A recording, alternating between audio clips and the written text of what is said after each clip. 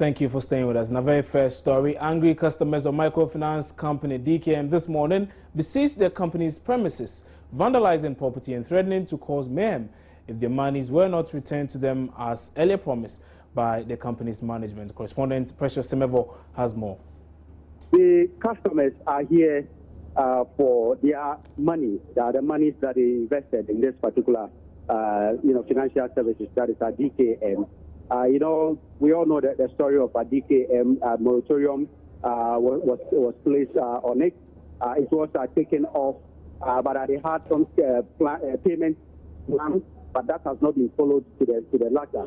Not too long ago, they told their customers via a press release that they suspended payments because they are carrying out some maintenance work at their office, and they will start doing that payment that is at today. So customers came here full of hope that they will start seeing some signs that payments have started. But to their dismay and anger, they got here only to realize that there is nothing like that. And that is what sparked the agitation. And as I speak to you, some properties belonging to Rabito Clinic has been smashed. And Rabito Clinic is run by the CEO of DKM, his father. He is the person who runs this particular property. And there are lots of clients here still agitating. Security has been beefed up. You have the military, you have the police here who are ensuring that sanity prevail, and the customers or the agitating customers will not further vandalize the property of DKM Financial Services. Do you know where exactly the chief executive officer of this company is now? Well, as I speak to you, the CEO, we understand, has been whisked away by the combined military and then police personnel here. And in the aftermath of the CEO being taken away, some customers have decided to chase him in the car, and that resulted in one of the customers severely beaten by the military men here at the premises of DKM Financial Service. The agitation started very early in the morning as this is a clinic where they detain some patients there and then monitor their situation. And some workers were also coming in. Some got in, others could not, get in before the agitation started. And my check indicates that there are some patients inside, and because the glass door in front of the clinic has been smashed and broken, the security personnel are standing there, ensuring that the agitating customers will not enter the premises of the clinic to, as it were, cause mayhem to the patients. Now, an unknown youth group this morning besieged the NPP headquarters to disrupt what they term an illegal National Executive Committee meeting called by the party's first vice chair without the consent of party chairman Paula Foko. Kwacha Afreniama reports the group was, however, met with equal force from the party's internal security, the Invincible Forces. Well, it was total chaos, confusion, and a near bloodbath some 30 minutes ago when some heavily built men, about 30 of them in buses, one of them on a motorbike, arrived at the party's Asylum Down headquarters. And the information I've gathered is that they were here to disrupt a National Executive Committee meeting that has been called by First Vice Chairman Mr. Freddie Blay. I'm sure you remember that a counter statement from the office of Mr. Paula Foko was issued saying that this particular meeting is illegal. The meeting is expected to deliberate on issues. One of the key issues is the suspension of Mr. Paula Foko after the party disciplinary committee has sat on his case. But I can tell you that currently a motorbike has been burnt completely and as a result of this violence. This motorbike, I understand, belongs to this group who I believe to have been organized from Kaswa. Not so clear whether they are party members, but heavily built men, as I mentioned earlier, from that area. And they were met with brute force by the Invisible Force, the private security of the MPP here, and they were literally chased away away. They had to run for their lives, and some of them were injured in the process. A taxi cab that was also at the premises that was passed using the road here was completely destroyed. The glass of that particular taxi completely broken. I understand the taxi driver, well, he left immediately, but I understand that he also sustained some injuries. Currently, as we're speaking, there's heavy security presence here from the Accra Regional Police headquarters to maintain security. I've seen about 15 policemen here, heavily built on the ground. The invisible force, I must say, have also called for reinforcement. They are within the premises. Meanwhile, governance expert and executive director of the Institute of Governance and Security, David Agbe, says the persistent wranglings in the party shows a clear lack of leadership in the NPP. He warns the situation may have a significant impact on the party's fortunes in next year's elections if nothing is done about it in the shortest possible time. I must say that it is 1 year to the election, so we cannot conclude by saying that they are not ready, but it's internal conflict that we need to find an antidote to it. We are encouraging them that they need to find an antidote to the resolution of their internal conflict. But if they are not able to do so, then we can say that yes, they are not ready for power. But as we speak now, it is a conflict, and that conflict needs to be resolved. Let's see them putting in measures and strategies such that they will be able to come out of those, quagmire. And so it is not palatable for anybody who believes in the MPP at all. And so the leader of their party, the chairman, Paul Akoko, Japan, and other, party officials, they need to, be very pragmatic. They need to be very concrete and challenge themselves that they need to go beyond individual interests, but they should look for the general welfare, the general interest of their political party. If they do not see their flag, bearer as a unifier, if they don't see their flag bearer as somebody who can help them to become powerful, to become, a president of this country, then they should continue doing what they are doing. But we would like to encourage them that they should do more to enhance the image of their flag bearer. If they don't, then they should blame themselves.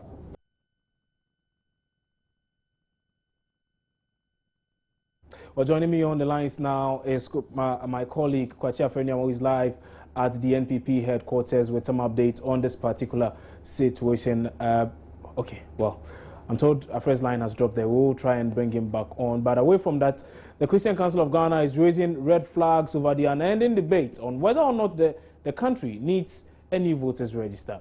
General Secretary Reverend Dr. Opunifrimpong tells Joy News the entrenched positions of the NDC and NPP over the matter and accompanying media excitement is overshadowing other necessary electoral reforms recommended by the Supreme Court after the 2012 election petition. The Supreme Court ruling after the 2012 election called for electoral reforms. A credible voter register is a key component of electoral reform, and therefore we must work on that. But we feel that we are treading on a very dangerous path. The impression we are creating, especially the two main political parties, seem to suggest that solve the voter register challenge and we have finished with electoral reform. And this is where the Christian Council of Ghana want to plead with the Electoral Commission and the political parties, and finally all stakeholders, that we need to answer many more questions as we work towards electoral reform. Issue of logistics. Sometimes you find these biometric machines, at least from the 2012 election, that will not work. People will queue a long hours before they get their turn to vote. And you ask yourself, why? Moreover, we know that there are some legal frameworks that by now we must be talking about. For instance, will the Electoral Commission create new constituency? If yes, when? Will the president create new districts? If yes, when? And should even constituencies be created during election year? We are not talking about this. In Kenya, they have laws that regulate electoral fraud. Specifically, that if you snatch a ballot box, if you do this, these are the punishment. In this country at the moment, we don't have laws that regulate electoral fraud in our law books. Kenya has done it. We don't have it. But nobody is seriously talking about that. The issue about electoral education and awareness, a country who will go to election, and sometimes more than 2% of the ballot papers will go waste. And it's not that just an isolated case. For a long period, anytime we have election, you record sometimes more than 2% of total vote cast just being wasted. And now nobody is addressing that issue. And many more. So we are saying that in as much as the voter register challenge is very important, and we are not playing down on that, we should not create impression that that is the only challenge confronting our electoral system. Let us equally address all. If you don't do that, middle of next year, we will realize that other issues that we have not attended to will also raise their heads. And if we don't take it, they may create unnecessary tension for us. So as we prepare for 2016, we want to plead with Electoral Commission, the various parties, civil society, other stakeholders, our donor partners, that let us bring on the table other electoral issues that equally must attract attention in terms of electoral reforms. You're watching news today here on Joy News Multi TV. Return shortly with some more news. Don't go away.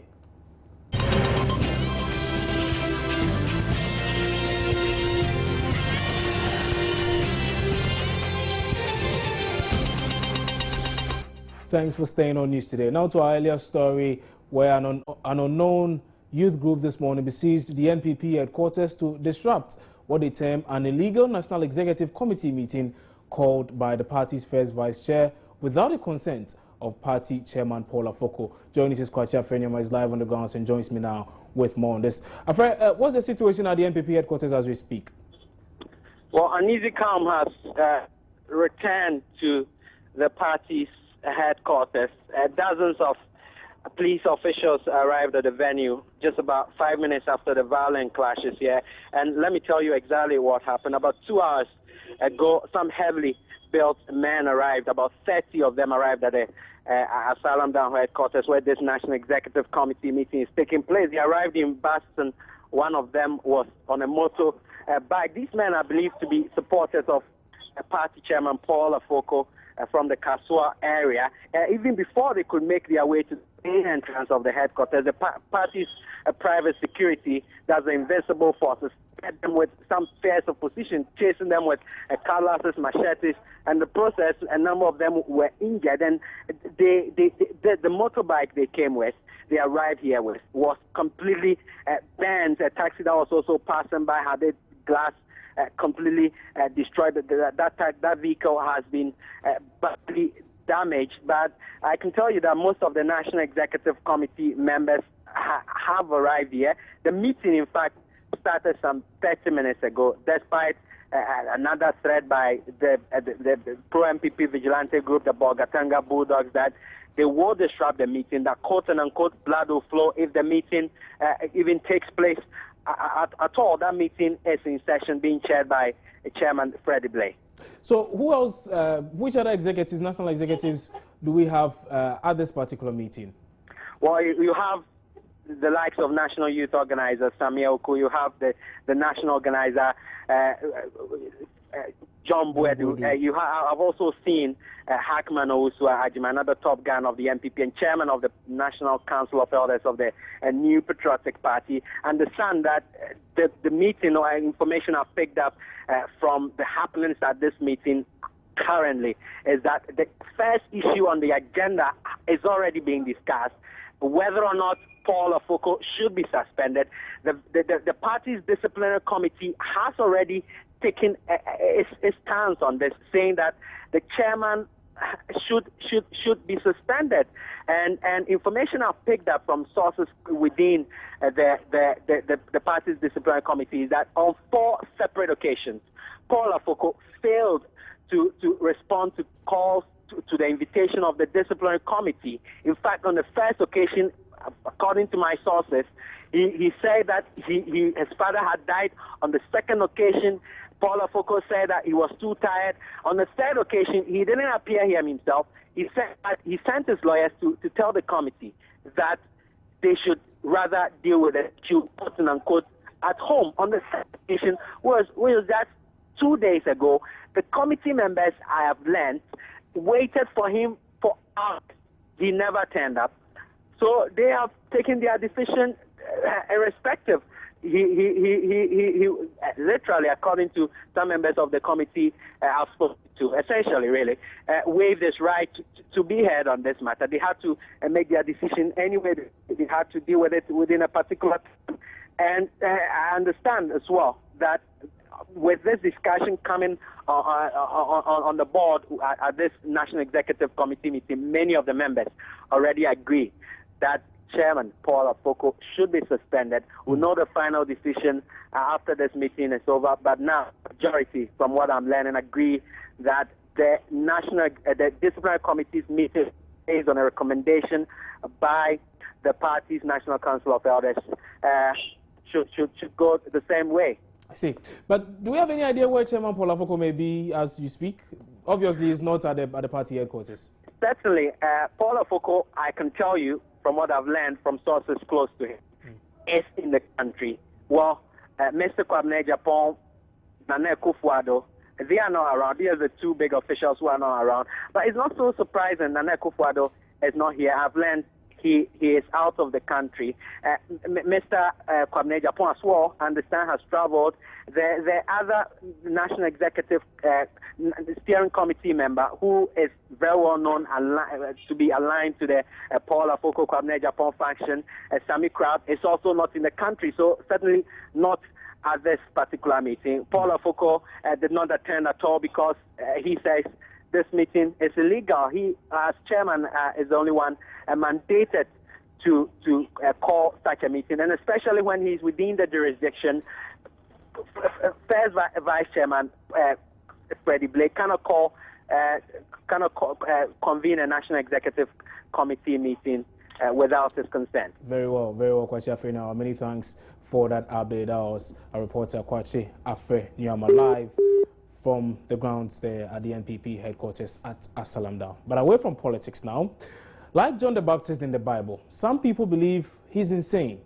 He lives on the streets in a ramshackle tent and little to his name. Yet his circumstances does not discourage the scores of people who go to him each day seeking spiritual guidance. Now, he even claims he assisted then candidate Mahama win the 2012 elections.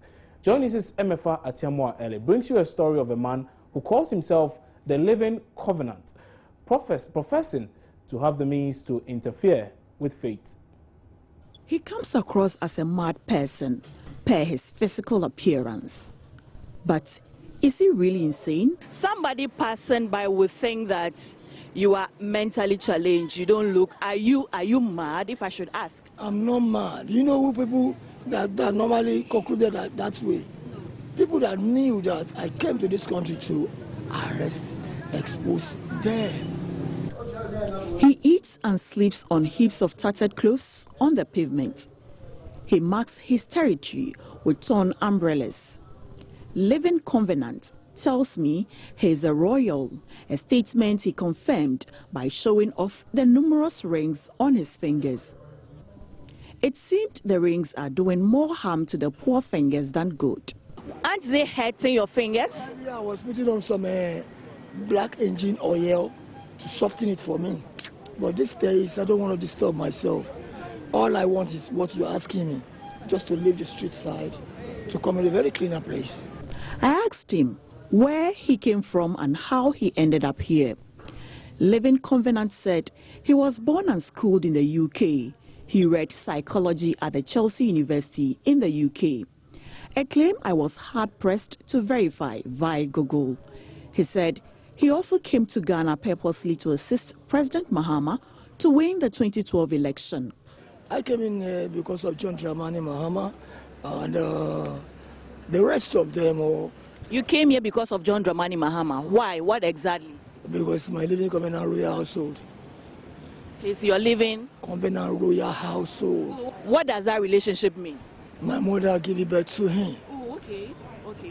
As in a spiritual relationship or physically? Physically, spiritually. It sounded strange to me, so I asked why he was operating in this poor and unhygienic environment if he indeed was that highly connected. Why are you plying your trade on the pavements amidst this, excuse me to say, kind of garbage? Yeah. I'll be waiting for a kind of person like you are to come to my assistance. You are waiting for? A kind of a person that you are to come to my assistance. Because as you can understand, the way you're talking right now, this is my motherland. You can organize a very clean place for me and put me in there. Joy will never die, inshallah. Living Covenant has gained popularity for what he does, even in this unclean state. I spoke to one of his clients. One day I approached him and I said, Chairman, a friend of mine has misplaced his money. The money is worth about 50,000 Ghana cedis. Actually, the person doesn't know where he has kept the money in his room. No one has taken the money. The money is in his room, but he doesn't know where he has put the money. And he said, okay, no problem. He is going to charge me for 150 Ghana cedis. 2 weeks later, I brought him the 150 Ghana cedis. And he told me, okay, I should go. In 3 days' time, the person will call me and tell me, yes, he has found the money in his room. And lo and behold, it happened. Day in, day out, more and more people come to consult Living Covenant, even those afraid of paying exorbitant prices. This student says he had come back later for consultation. What exactly you want to consult him on? Small. Express now. Anyway, thank you. What's your name? Malik. Ahmed, yeah. What do you do? I'm a student. You're a student, yeah. And you want to consult academics, job, security, tell me, money. General, you just mentioned the area. You don't have to say exactly what you need. Well, money, relationship, yeah. However, it is not every passerby who is enthused by the activities of Living Covenant on the pavement. Some want city authorities to get rid of him and ensure sanity on the pavement. When you reach night around 12 to 1 day, when you pass here, you will see that 4x4 cars, sometimes they keep over here. They go one by one and they consult him. And I don't know the actual rituals that they perform over here. But this is not the first time this thing have broke like this. This thing, when you come later, you see that the boys will come and organize themselves and rebuild this tent for him again. So, but I'm surprised that this man is here and the AMA or the authorities are not doing anything about it. And before we see it turn to a different thing. So if they can do anything about it, let him leave this area and move it to another place, it will be better. Because we don't know the actual rituals that they have been going on over here. But what manner of people and what other issues does Living Covenant deal with daily? Keep watching Joy News for the concluding parts of the story. Emefa Ewenam Atiamwa Eli for Joy News.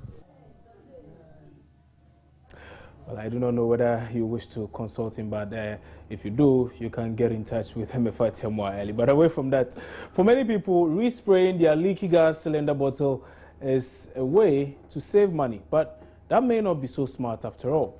Production manager of the Ghana Cylinder Manufacturing Company, Ezekiel Mensah, attributes some domestic gas explosions to improper handling of LPG containers. We have cylinders from China, and we have those from Sigma and GCMC. Any GCMC? With an increasing number of people using liquefied petroleum gas domestically, the market for everything from burners to cylinder bottles has boomed, and so has the choice of the gas filling point. However, ensuring that safety precautions are observed remains a big challenge. Some users refuse to get rid of leaky gas cylinder bottles. If there is leakage, you advise the customer to do what? To change the valve. But if it is so bad that maybe the cylinder is weakened, you just have to collect it, or you tell the customer to send it away. Some do leave, some not. That presents a problem, a disaster waiting to happen. Every cylinder that comes to the for refilling must be tested, especially pressure testing, to ensure it can withhold the design pressure. So when you bring the cylinder and we realize that there's fault, try to we'll repair it for you. In fact, sometimes the customers will be quarreling with us, but we insist on the right thing. We try to refurbish the cylinder. Some of the repair work can be done immediately. Some too, we need to take a day or two, because they need to go through the process, especially when you subject the cylinder to a welding work, sort of a leakage and repair. If you touch with fire, then it needs to go through the system again, like you producing the new cylinder, so that you ensure that it's thoroughly tested. For some users, having a rusty bottle is more about looks than safety. For them, respraying the bottle is the logical solution, but that usually compounds the problem. The respraying of a cylinder is, in fact, is the most dangerous, because we have it's not oil paint, ordinary paint that we use on the market, like what we use to spray cars, is what we use to spray cylinder, because of the chemical nature of the LPG. With the influx of various cylinder bottles onto the market, it is quite common to find cylinders without any manufacturer's information on them. That also means it's difficult to tell the specifications they were made to. Every cylinder, for instance, generally should have the country of origin, should have the name of the manufacturer. You should have test pressure written on it. You should have the capacity, the cylinder capacity written on it. You should also have the type of gas it can contain. You should have the net weight of the cylinder. That will inform you about the quantity of the gas. When you get to the filling station, you will not be cheated. You see the manufacturing date on it. But it doesn't necessarily mean that the manufacturing date from 10 years after the manufacturing date, you have to discard the cylinder.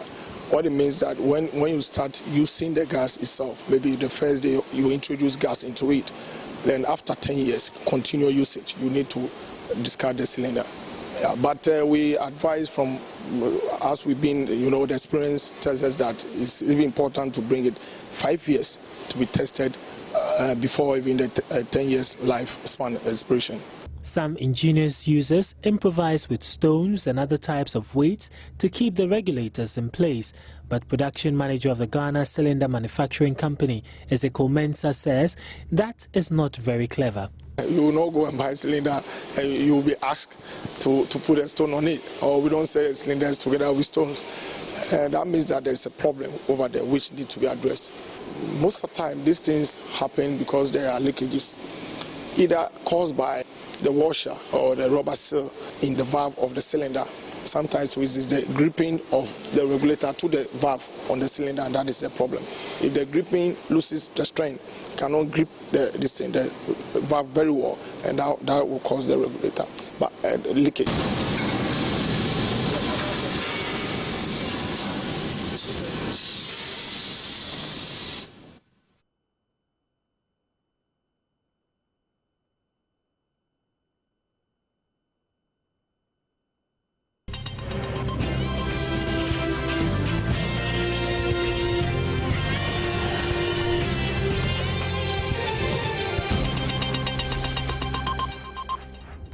Apologies for that technical challenge there. But away from that now, the Ashanti Regional Minister has ordered the immediate demolition of the foundation of a 4-story building at Aboabo in Kumasi. The Ghana Water Company Limited says the building is sited too close to one of their main supply pipes, 715 communities in Kumasi. Correspondent Erastus Asaridonko joins me now over the telephone lines with more. Erastus, tell us much more about this building and the need for its demolition.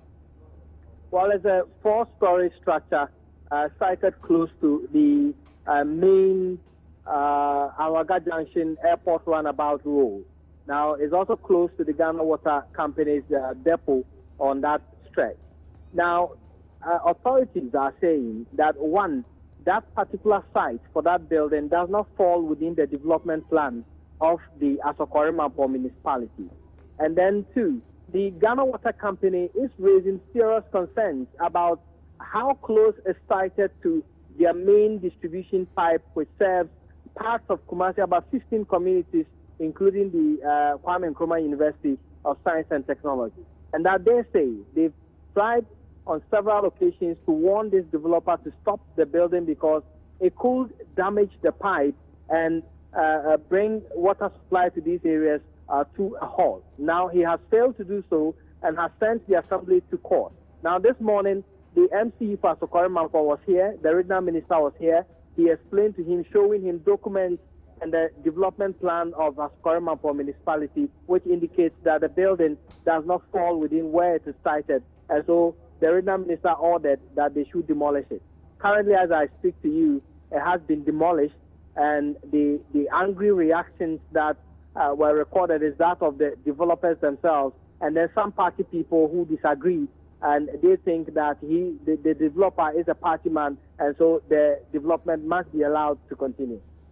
Many thanks for that update, Erastus Asaridonko, joining us live from the Ashanti Regional Capital, Kumasi. We're taking a break here on News Today. When we come back, we'll bring you business.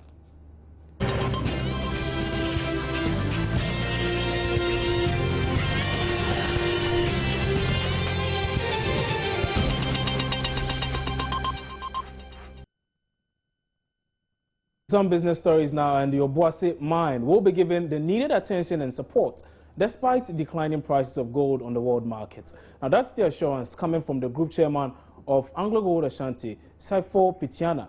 The declining prices of gold has resulted in mining firms around layoff some workers, shut down mines to help stay in business. Mr. Pitiana explains this further.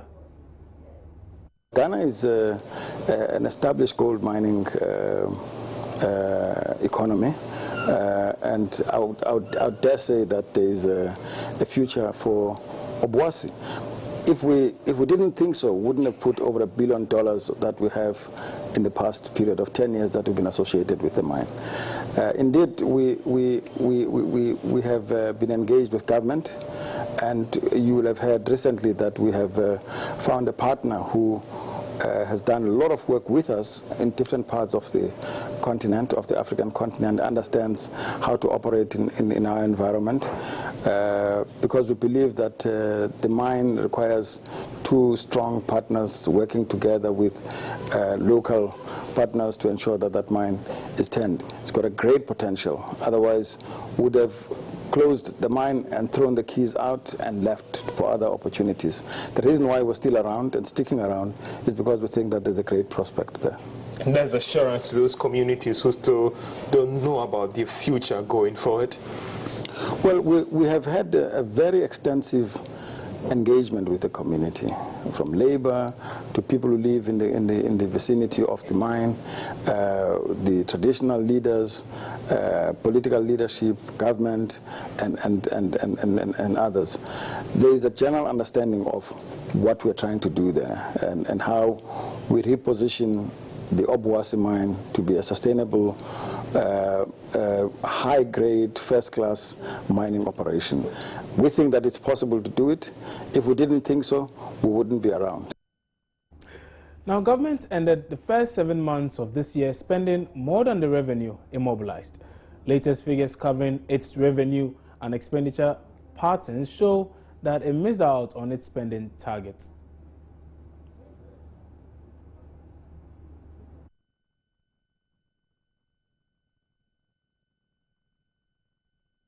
Well, that'll be all for business for now. We'll bring you much more later. But time now to check out the very latest in the world of sports with Benedict Owusu.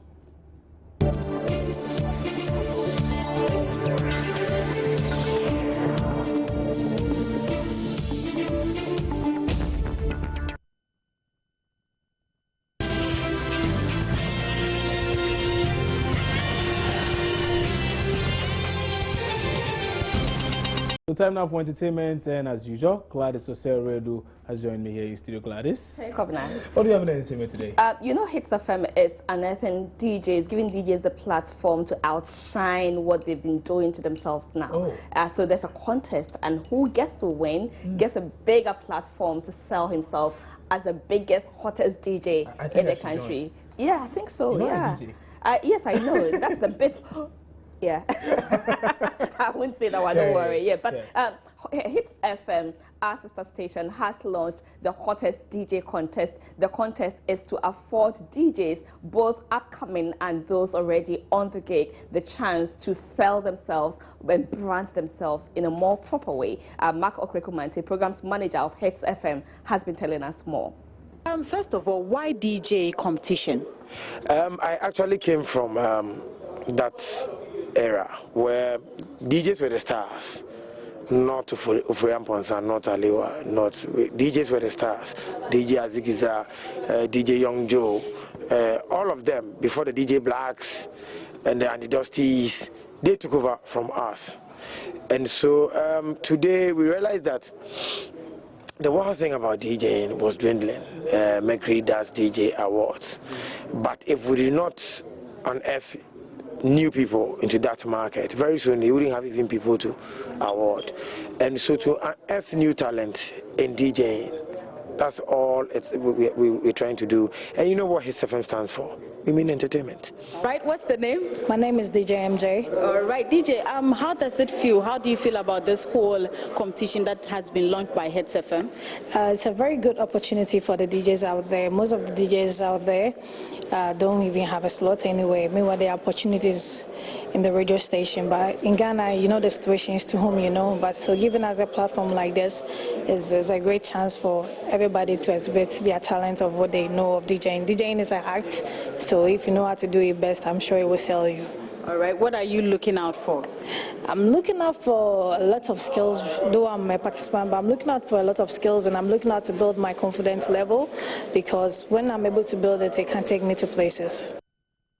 Right, so I just can't wait to see the skills. It's an art, so the art of, you know, it go like that. And well, I love some DJs, especially, you know, the #1 African, I think even in Europe, DJ Black, when he's at it, you've got to see him in studio one of these days. Right, that's on the side, but let's also get talking about the Hero Mobile. That's a project that is also going into the various communities in Ghana to identify those contributing immensely to their various communities. This project is by DWTV in collaboration with Joy News on Multi TV right here in Ghana, the best television station in Ghana at the moment. And so if the bus hasn't stopped yet, you've got to watch out. The previous 2 stops so far is at the Medina and Nima, where VVIP and Obrafor respectively rocked the community, as well as they identifying some persons who have been helping the community. The bus is making a stop today at Teshi Tubleo, and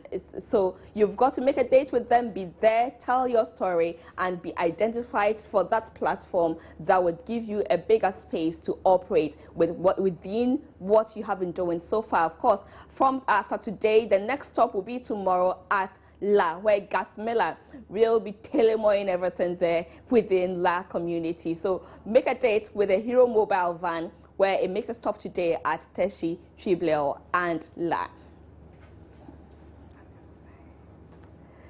Right, Governor, I wish I could tell you more because it's a Friday, but the clock, I don't know who is blowing it. It's going so fast. Right. But I'm really looking forward to the DJ house. You know, yeah. I know, yeah. We'll tell that story someday, right? One day we'll tell it, yeah. But that'll be it for entertainment here on News Today.